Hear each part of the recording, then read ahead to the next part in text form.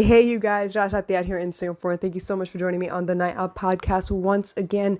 And you guys, I have something comical I kind of want to talk to you about, but it's kind of deep at the same time. So if you don't mind, bear with me real quick while I tell you about this story this incident that happened in our house today. So for those of you who may or may not know, obviously I'm a single mom and I'm in a situation right now where it's just me and my daughter. So if I don't deal with it, she has to deal with it. And if she doesn't deal with it, I have to deal with it. It's very, very simple, right? Only two people to take responsibility for stuff. But it wasn't always like that. I used to have an uncle that lived in the house with me. I used to have my mom live in the house with me. At one point, my brother was living in the house with me. And it was totally cool. And in those situations, when there was someone else to be able to give some of the work to, I did. But a lot of times, I realize in my own life that I don't deal with stuff unless I don't have another choice. Case in point, I'm not a big fan of bugs. Not that I'm scared of them, I just don't like them very much, especially things that can jump or, startle me out of the blue because, I like to see my threats coming a little bit. Okay, never mind. The point being that I get really jumpy around things that I'm not expecting. And that's normal, I think, for most people. And when I was younger, it was okay for me to be able to ask somebody to help me kill a spider or get rid of a spider or catch something that was like freaking me out a little bit. So today what happened was there was a little baby gecko. In Malay we call them, well, in Tamil we call them Pallis. A little gecko thing, lizard thing that was running around the house. And it was really, really small, so I knew it was very young. And usually geckos are very careful. They kind of don't move so fast if they can help it unless they're under threat. They usually walk around the ceilings and kind of watch you as they go. Just like we watch them, they watch us, and they don't move very fast. But this little one was running all over the place, and they usually don't come out until after the lights go out.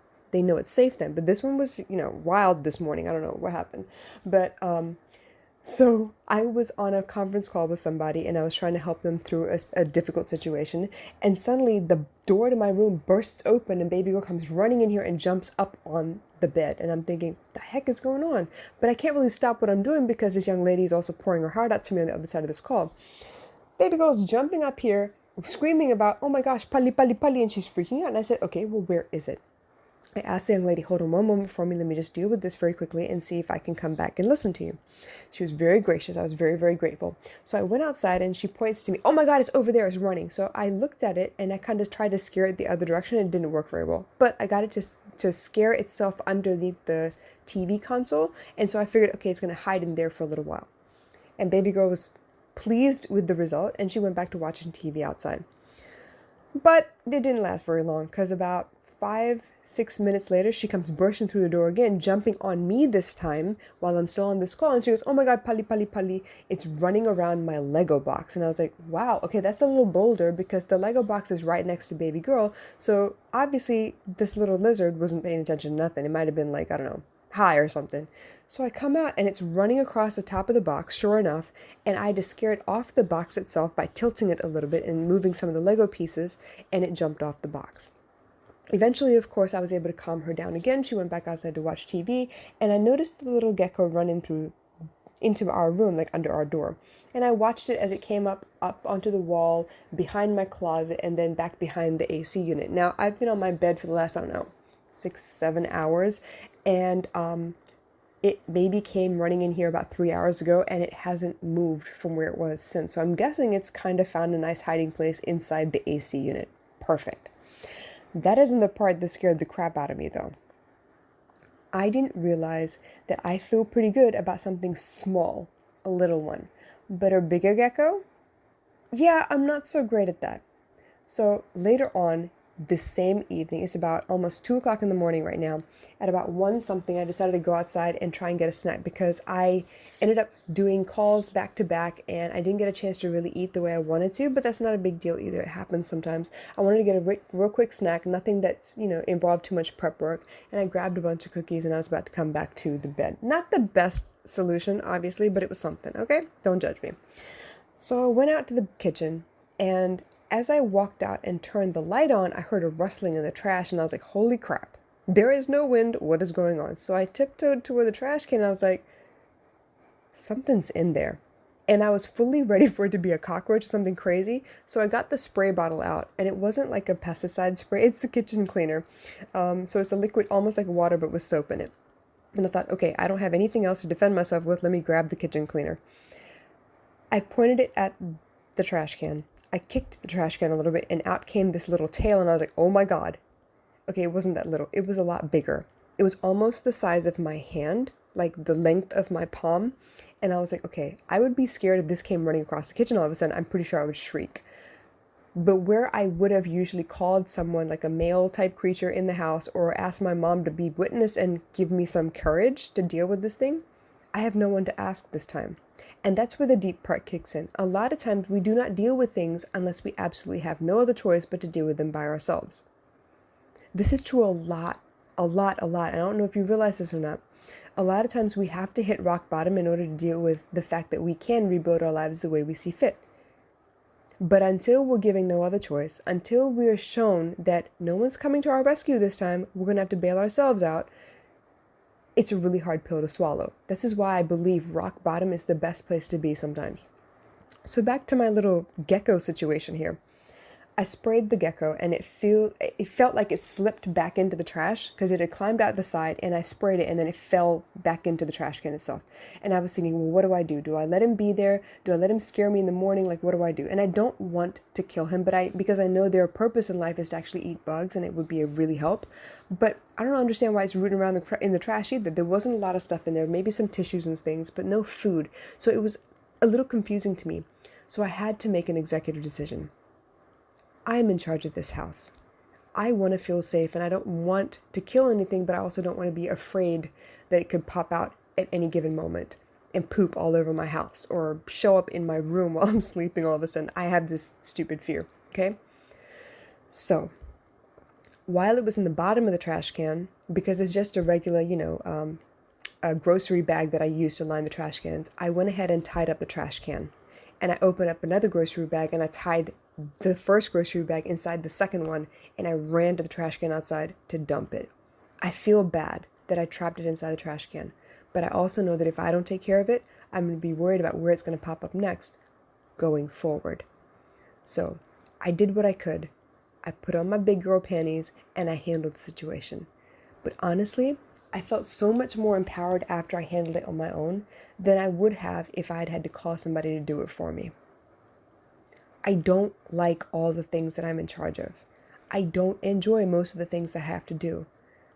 But most of the things that I have to do and am capable of doing, I only gained that skill because I got to a position where I didn't have anyone else to ask for help.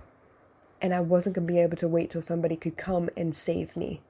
I had to be my own fairy godmother. I had to pick myself up. I had to dust myself off. I had to do the work myself. Think about this.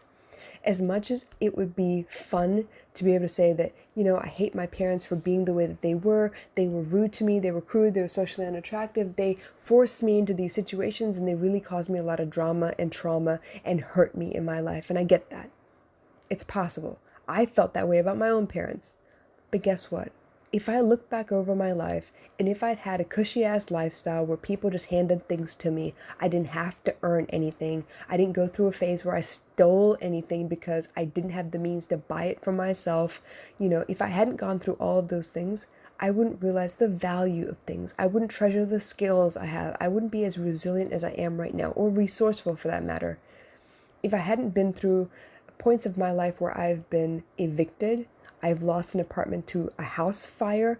I've been through situations where I had to choose whether I left the man that I was in love with or lived the life that I wanted to live and chose out of fear instead. I wouldn't have realized that every step of the way I had a choice. And I wasn't strong until I had no choice but to be strong. And I think we forget that a lot of times. A lot of times we go through life thinking, yeah, you know what? Life is tough and I hate it and I can't believe I've been in this situation. I can't believe I was stuck like this. I can't believe people did these things to me. But guess what? If they didn't do those things to you, you wouldn't have the opportunity to grow a backbone. You wouldn't have the opportunity to stand up and fight for your rights and tell people when they're wrong, because you know what happened the last time when you didn't. If you didn't have the chance to learn to cook for yourself, you would depend on the fact that you had a takeout menu and disposable income. It wasn't until I had no choice but to learn to cook because I couldn't afford to buy food from outside anymore that I forced myself to learn to cook. And there was a learning curve to that too. There were days when the kids did not like the fact that I cooked anything at all because it just tasted like crap. And I had to agree. But I came from a place where we sucked it up and ate it, whereas they came from a place where they just complained to their father and their father took care of it. Sometimes you don't know that you can be strong until you have no choice but to show up and be strong. And it's in those moments that you really get a chance to flex your muscles a little bit. You get to be proud of the fact that you can, because up until that moment, you probably didn't think you could. I don't question when I have to do things by myself.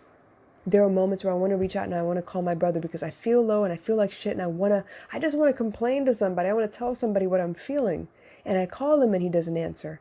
And for a couple of minutes, I'm pissed off and I'm like, you know what? This is why I don't depend on nobody, because every time I try and call people, people don't show up. People don't want to be there for me. This is just the way I feel. And that's my stupid ego reel that's running off at the mouth at the moment. But in those moments where he doesn't pick up, I find a way to get over that feeling that I'm in. I find a way to force myself out of that funk. I find a way where I don't have to go spend the next hour complaining to somebody. I find a way to change my focus, to redirect my energy. I find a way usually to get mad and stay mad, because when I'm mad, I create a lot. I create with a vengeance. I create like focused and create. And sometimes it's Lil Wayne, and sometimes it's Chris Brown, and sometimes it's DMX. It could be anybody, honestly. I just need to get into this place where I feel a little angry so I can handle it myself. But I know that about me. And guess what? I wouldn't know that about me unless it was a habit of my brother sometimes, because he does get caught up with his own life, that he doesn't call me back, and sometimes he doesn't answer the phone. It's only in those moments where I have no choice but to rely on myself that I teach myself that I can rely on myself.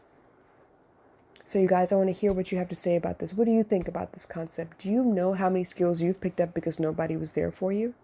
Do you know how many things you found a way to do despite the fact that no one was there to show you how, or give you a hand, or teach you where to look and what to find? Do you know how much you have to be proud of when it comes to what you've survived so far in life? I want you to think about that. Because as always, I love you and I know you can do better. So don't get to a place where you want to complain about what's not there. What can you do to prevent the need to depend on other people? What can you do to make sure that you never have to ask for help that often again? Where you can solidify who you are and what you feel about yourself, where you can make yourself proud no matter what every day. That's where your strength lies. I love you. I'll catch you again soon. Good night.